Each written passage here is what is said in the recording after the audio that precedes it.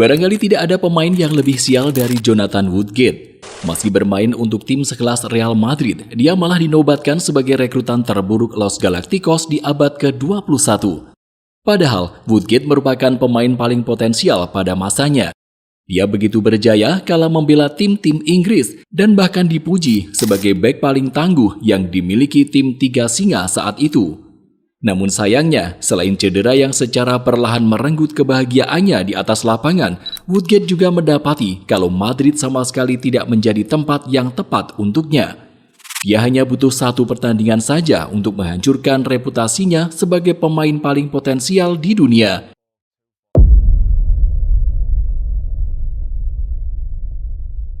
Baru berusia 18 tahun, nama Jonathan Woodgate sudah sangat diandalkan oleh Leeds United di kompetisi tertinggi Inggris.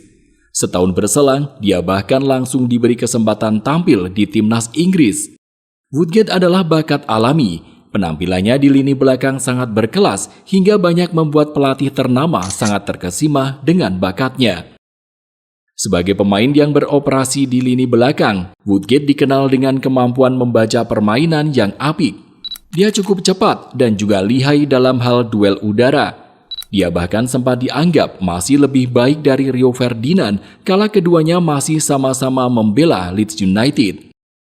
Total Woodgate telah memainkan sebanyak 104 pertandingan untuk Leeds sebelum klub tersebut memaksanya pergi karena masalah finansial. Ya, di awal tahun 2003, Leeds mengumumkan bahwa mereka tengah mengalami krisis finansial. Sebagai solusi dari persoalan tersebut, mereka memilih untuk menjual sejumlah bintang, salah satunya adalah Jonathan Woodgate. Saat itu, Woodgate yang juga dijuluki sebagai permata di lini belakang resmi diboyong Newcastle United dengan mahar 9 juta pounds. Dia bergabung dengan The Magpies dan dalam waktu singkat langsung mendapat sambutan yang sangat meriah. Memiliki reputasi sebagai pemain paling potensial Inggris, Woodgate merasa percaya diri tampil di St. James Park. Benar saja, meski karirnya di sana kerap diganggu oleh cedera, Woodgate tetap berhasil memberikan yang terbaik. Salah satu performa apiknya adalah ketika Newcastle United harus berhadapan dengan Marseille di ajang UEFA Cup tahun 2004. Di leg pertama babak semifinal saat itu, Woodgate tampil sangat gemilang. Dia muncul sebagai man of the match usai berhasil mengantongi penyerang Marseille Didier Drogba. Woodgate tampil paling menonjol di laga itu hingga memaksa kedua tim bermain imbang 0-0. Sayangnya, di pertandingan kedua, Woodgate tidak bisa tampil usai terkena cedera yang cukup parah. Saat pertahanan Newcastle United dimainkan tanpa nama Jonathan Woodgate, mereka tidak benar-benar kokoh. Didier Drogba yang coba menebus kesalahan di leg pertama pun sukses mencetak 2 gol dan membawa Marseille lolos ke partai final. Saat itu, Woodgate mengalami cedera hingga harus beristirahat sampai musim berakhir. Nahas, ketidakhadiran Woodgate di atas lapangan menjadi mimpi buruk bagi penggemar Newcastle. Sebab sang pemain tidak hanya beristirahat di pinggir lapangan, namun juga beristirahat untuk memakai seragam The Magpies. Di musim panas tahun 2004, Woodgate yang sejatinya masih mengalami cedera secara mengejutkan diboyong Real Madrid. Dia memilih mengakhiri musimnya di Inggris dan bersiap menerima tawaran dari raksasa Spanyol tersebut.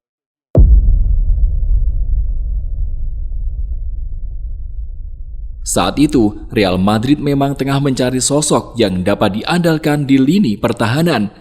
Mereka sempat mengincar Alessandro Nesta hingga Fabio Cannavaro dari Italia, namun sayangnya dua target tersebut gagal direalisasikan. Lalu ketika coba mencari alternatif, nama Woodgate langsung jadi pilihan utama. Real Madrid melihat reputasi sang pemain yang tengah naik di negeri Ratu Elizabeth. Pelatih Newcastle United saat itu, Sir Bobby Robson, bahkan merasa sangat menyesal saat klub melepas pemain andalannya. Ini adalah tawaran yang ekstrim dan luar biasa yang pada dasarnya harus kami terima.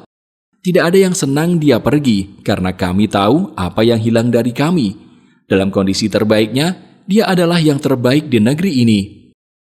Namun yang jadi persoalan di sini adalah Madrid merekrut Woodgate saat sang pemain tengah mengalami masalah kebugaran. Saat tiba-tiba tes medis Woodgate dianggap berjalan lancar, Florentino Perez mengatakan kalau pria Inggris itu akan bermain dalam 2 atau 3 minggu ke depan. Akan tetapi yang terjadi justru hal yang jauh lebih parah. Woodgate gagal sembuh cepat dan Madrid harus mendapati bahwa sang pemain butuh 1 musim penuh untuk beristirahat. Praktis di musim perdananya, Woodgate sama sekali tidak bermain untuk Real Madrid. Lalu ketika akhirnya datang kesempatan untuk melakoni debut pada musim berikutnya, hal yang lebih parah malah terjadi. Butuh 561 hari untuk Woodgate kembali ke lapangan hijau. Saat itu, dia melakoni debut di laga melawan Athletic Bilbao. Namun bukannya bermain apik, Woodgate malah tampil seperti seorang mediocre sejati. 25 menit pertama, debut Woodgate masih berjalan normal tanpa ada hambatan berarti. Namun semenit kemudian, ia malah mengirim bola dengan kepalanya ke gawang sendiri yang dijaga oleh Iker Casillas. Athletic Bilbao unggul setidaknya sampai babak pertama usai. Meski pada akhirnya Real Madrid mampu memenangi pertandingan dengan skor 3-1, mereka dibuat ketar-ketir oleh penampilan Woodgate. Sebab sebelum gol kedua Raul di menit ke-68, Woodgate malah diusir keluar lapangan pada menit ke-66 usai menerima kartu kuning kedua. Debut itu pun dianggap sebagai yang terburuk sepanjang sejarah, karena selain mencetak gol bunuh diri, Woodgate harus menerima kartu merah dari wasit. Di musim keduanya bersama Madrid, Woodgate hanya bermain dalam total 14 pertandingan sebelum diusir Fabio Capello yang ditunjuk sebagai pelatih anyar Real Madrid. Akan tetapi, tak adil rasanya jika merefleksikan buruknya debut Woodgate di Real Madrid dengan perjalanan karirnya yang singkat tersebut. Alih-alih menyalahkan Woodgate, pilihan Madrid yang nekat merekrut Woodgate yang sedang cedera juga amat patut untuk diingat. Sejak pergi dari Madrid dengan kenangan yang amat buruk hanya dalam 1 pertandingan, Woodgate memilih pulang ke Inggris. Dia sempat bermain untuk Middlesbrough, Tottenham Hotspur, hingga Stoke City. Namun menyusul cedera yang secara berulang kembali menghajar, Woodgate tidak benar-benar tampil sebagai bintang yang sesungguhnya. Prestasinya hanya sebatas menjadi pemain terbaik Middlesbrough dan merengkuh 1 piala liga bersama Tottenham Hotspur. Woodgate sendiri pensiun pada tahun 2016 bersama Middlesbrough saat tim tersebut tampil di divisi Championship. Di usia yang telah menginjak 44 tahun saat ini, nama Woodgate masih tercatat sebagai asisten pelatih Middlesbrough. Jika kamu suka video ini, silakan klik tombol like dan subscribe channel ini.